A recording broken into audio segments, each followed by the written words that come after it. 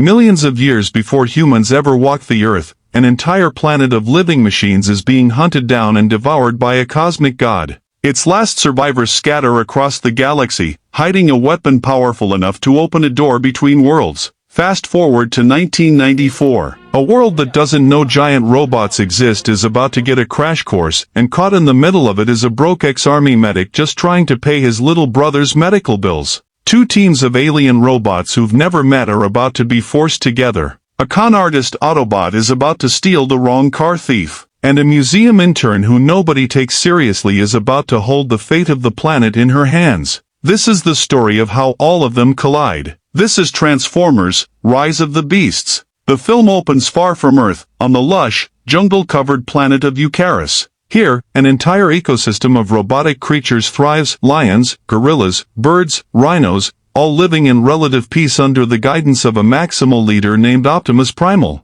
It's a quiet, almost utopian scene at first, Maximals moving through the trees in their beast forms, a civilization that has found balance between technology and nature. That peace does not last. Buried deep in the heart of Eukaris is one half of an ancient, incredibly powerful device, the Transwarp Key. We learn this artifact isn't just a trinket, it's capable of opening portals across unimaginable distances, a literal door between worlds. And someone out in the galaxy already knows it's there. The sky splits open, and a horde of skeletal, insect-like machines called Terrorcons pours down onto the planet. Leading them is Scourge, a towering, winged enforcer with a voice like grinding metal and a single purpose. Scourge doesn't work for himself. He's a herald, a servant of an entity so massive and so ancient that entire worlds are nothing more than meals to it, Unicron, a planet-devouring god who has already consumed countless civilizations across the galaxy. Unicron has sensed the presence of the Transwarp Key's other half, and it's on Earth. Optimus Primal refuses to let Scourge take the key without a fight. As Terrorcon swarm the planet, he makes a split-second command decision, ordering his second-in-command, a sharp, hawk-like scout named Airazor, to grab the key fragment and flee through one of Eukaris's remaining portals, no matter the cost. Airazor hesitates, not wanting to abandon her leader, but Primal insists. Moments later, Eukaris' surface is overrun. Airazor barely escapes through the portal as the world behind her falls to the Terrorcon horde. The Maximals' home is lost, but their mission survives with her: protect the key fragment, and protect whatever world it leads her to. The film then cuts hard, from cosmic devastation to a very grounded, very human problem: Brooklyn, New York, 1994. We meet Noah Diaz, a former U.S. Army electronics specialist with real technical skill and an honorable discharge, sitting in a job interview for a security systems position. He's articulate, qualified, capable, and still gets turned down, purely because of a minor mark on his record from his time in the service. It's a quiet, deflating scene, and it tells us everything about where Noah stands in life: skilled, overlooked, and running out of options. Noah's little brother, Chris, lives with sickle cell disease, and his treatment isn't cheap. Noah's mother is doing everything she can to hold the family together,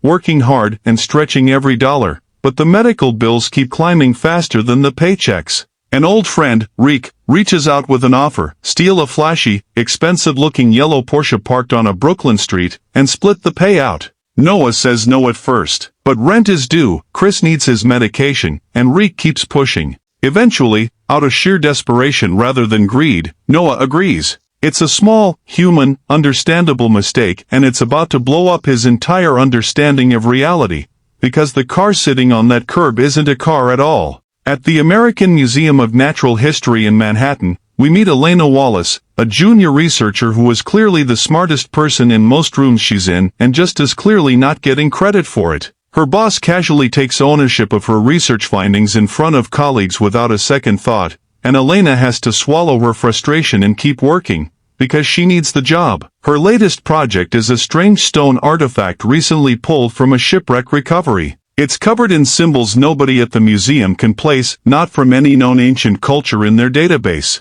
Elena is fascinated by it in a way her colleagues aren't, sensing there's something bigger here even if she can't yet explain what. She takes the artifact home to study privately, unaware that she's essentially smuggling a piece of alien technology out of a secured museum. Back on the Brooklyn street, Noah approaches the yellow Porsche, pops it open, and gets to work hot wiring it. Standard stuff, except the car has other plans. The engine revs on its own. The seatbelt yanks tight. The wheel jerks out of his hands. Before Noah can process what's happening, the car peels off down the street at high speed with him trapped inside, and in the middle of a frantic, screeching chase through city traffic, the vehicle begins to transform, panels shifting, the frame rising up until it's no longer a car at all, but a towering alien robot standing in the middle of the street. This is Mirage, fast-talking, flashy, more amused by the situation than angry about it. He's an Autobot who's been living undercover on Earth in vehicle form, and he quickly realizes Noah isn't some elite operative sent to steal him, he's just a desperate guy trying to make rent. It's here the film properly introduces the rest of the Autobot team, each with a distinct personality.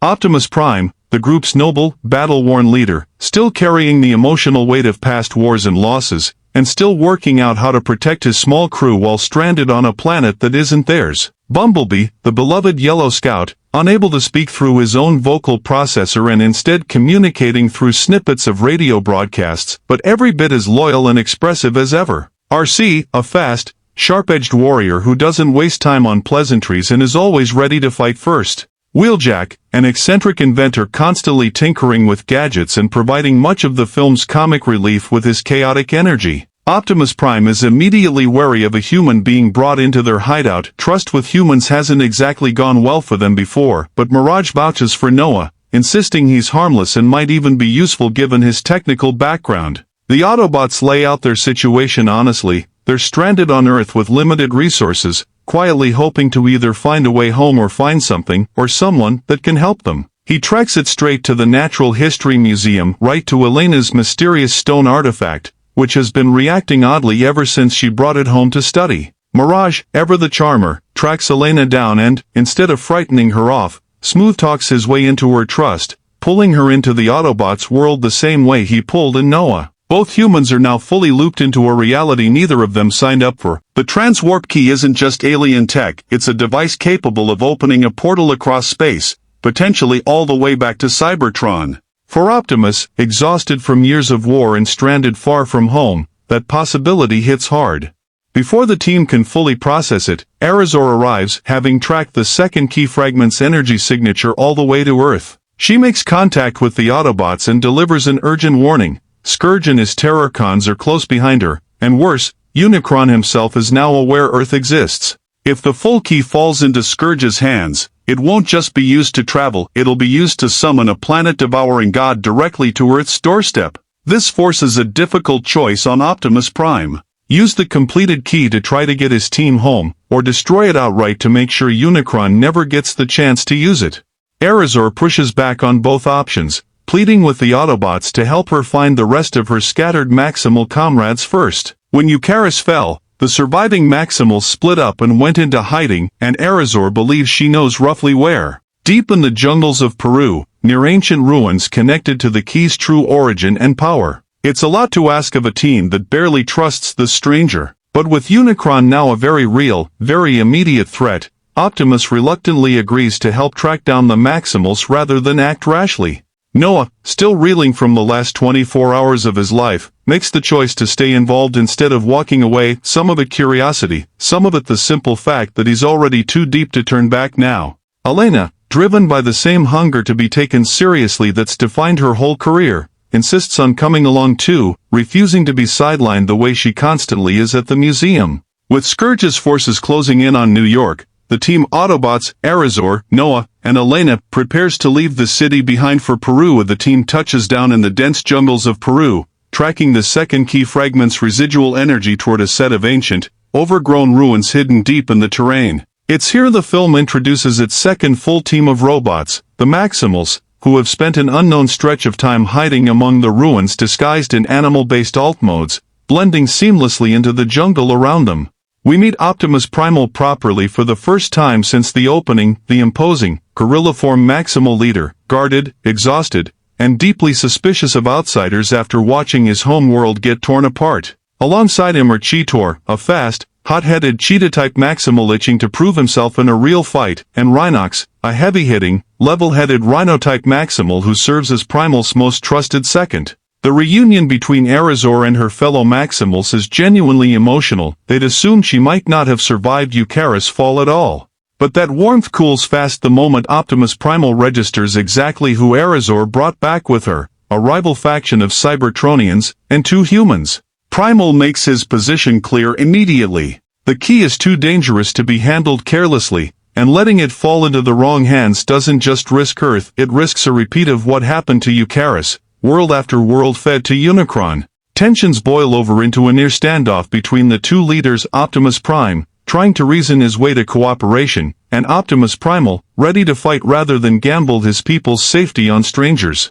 It's a clash of 2 very different philosophies shaped by 2 very different wars. Ultimately, urgency wins out over pride. Primal agrees to combine forces. The Maximals know these ruins intimately and understand the key's true mechanics, while the Autobots bring firepower and the missing fragment itself. Together, they have an actual shot at reaching the temple's central chamber, reuniting the key safely, and sealing it away for good before Scourge can get anywhere near it. The newly combined team pushes deep into the temple ruins, navigating collapsed corridors, ancient traps, and machinery clearly built by some advanced precursor civilization tied to the key's original purpose. The trek through the temple also gives the film room to breathe on a character level. Noah and Mirage's friendship deepens into something genuine rather than just convenient, built on shared jokes and mutual respect earned the hard way. Elena, meanwhile, finally gets to prove her worth. Her academic instincts and sharp eye for detail help the group crack several of the temple's ancient puzzles,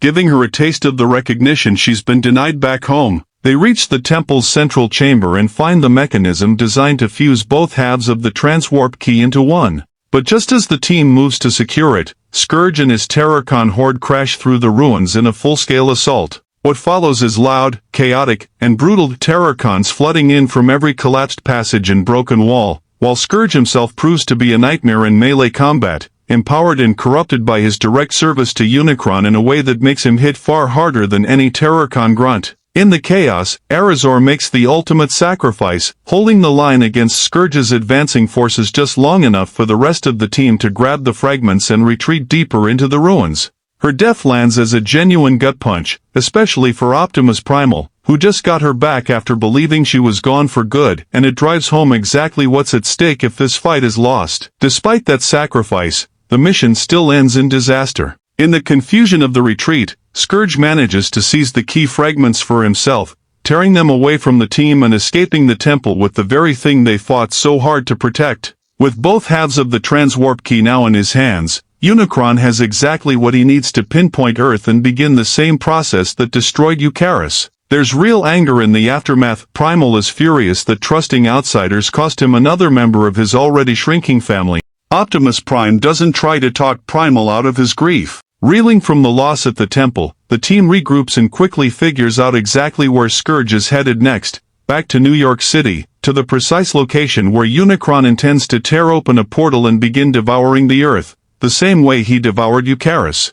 There's no more time for hesitation, and no more room for the old rivalry between Autobots and Maximals. This isn't 2 factions with competing goals anymore, it's a single, unified fight for the survival of an entire planet. Optimus Prime and Optimus Primal, who nearly came to blows just hours earlier, now stand shoulder to shoulder leading the charge back toward the city. Noah and Elena, who started this story as a desperate car thief and an overlooked museum intern, are now fully embedded, essential members of the team. Noah's technical background and Elena's research into the key's mechanics both about to become critical in the fight ahead. The stakes could not be clearer. If Scourge completes the ritual and opens the door for Unicron, there will be nothing left to stop what comes through. The entire team races the clock back to New York for a final, all-or-nothing confrontation.